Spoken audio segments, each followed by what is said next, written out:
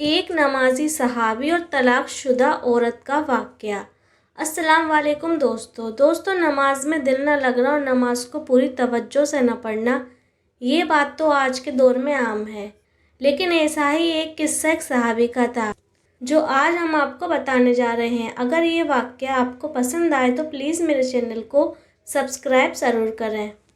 دوستو، ایک بار کا ایک مزید واقعہ تھا کہ ایک صحابی سفر سے تھک کر ایک پیڑ کے نیچے آرام کرنے کے لیے بیٹھ گئے۔ تبھی تھوڑی دیر بعد ان کی نماز کا وقت ہو گیا۔ وہ سوچتے ہیں کہ ابھی مسجد تو بہت دور ہے اور نماز کا وقت ہو چلا ہے، جب تک مسجد پہنچوں گا تب تک نماز نکل جائے گی، اس لیے وہ اسی پیڑ کے نیچے نماز پڑھنے کے لیے کھڑے ہو جاتے ہیں اور نماز کے لیے وہ نیت کرتے ہیں۔ تبھی وہاں سے ایک عورت ان کے سامنے سے گزر جاتی ہے اور وہ فوراً نیت توڑ دیتے ہیں اور اس عورت سے کہتے ہیں کہ اے عورت، کیا تو پاگل ہے؟ تجھے دکھتا نہیں کہ میں نماز پڑھ رہا ہوں اور تو میرے سامنے سے گزر کر جا رہی ہے؟ کیا تجھے نماز کا احترام نہیں ہے؟ تو وہ عورت کہتی ہے کہ اے بھلے انسان، مجھے معاف کر دو، مجھے یہ خیال نہیں تھا کہ تم نماز پڑھ رہے ہو۔ تو وہ صحابی اس سے کہتے ہیں کہ کیا تو اپنی زندگی میں اتنی کھوئی ہوئی تھی کہ میں تجھے نماز پڑھتا ہوا نہیں دکھا؟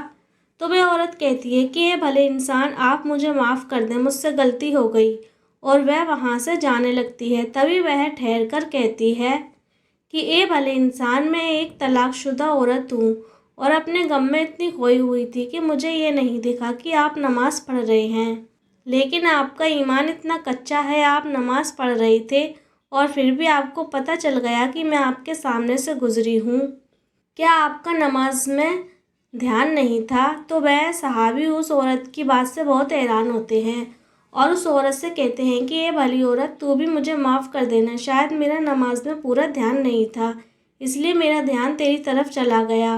وہ عورت وہاں سے چلی جاتی ہے اور وہ صحابی اللہ سے توبہ کرتے ہیں اور کہتے ہیں کہ اللہ مجھے معاف کر دے، میرا دھیان نماز میں نہیں تھا اور اس عورت پر چلا گیا، اس لیے مجھے نماز توڑنی پڑی، اور وہ دوبارہ سے نماز پڑھنے کے لیے کھڑے ہو جاتے ہیں۔